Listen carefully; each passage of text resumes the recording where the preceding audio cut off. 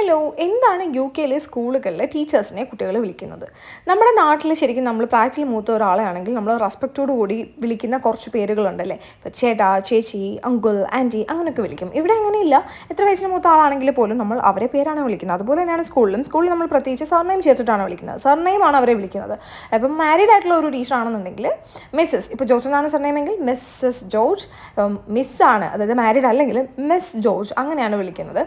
അതിപ്പോൾ ഒരു mail teacher ആണെന്നുണ്ടെങ്കിൽ മിസ്റ്റർ ജോർജ് എന്ന സർനെയിം ആണെങ്കിൽ മിസ്റ്റർ ജോർജ് ഇങ്ങനെയാണ് ഇവിടെ ശരിക്കും വിളിക്കുന്നത്.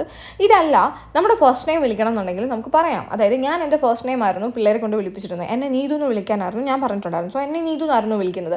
അപ്പോൾ ഒരു ദിവസം ക്ലാസ്സിലെ ഒരു കുട്ടി എന്നെ മിസ് നീതു എന്ന് വിളിച്ചു. അപ്പോൾ എൻ്റെ കൂടെയുള്ള കൊളീഗ് അത് തിരുത്തി കൊടുത്തു. ഒന്ന്, ഞാൻ മാരീഡ് ആണ്, സോ എന്നെ മിസ് എന്ന് വിളിക്കാൻ പാടില്ല. രണ്ടാമത്തെ കാര്യം, നീതു എന്നുള്ളത് എൻ്റെ സർനെയിം അല്ല, അതെൻ്റെ ഫസ്റ്റ് നെയിമാണ്. സോ ഇവിടെ ഇങ്ങനെയൊക്കെയാണ്.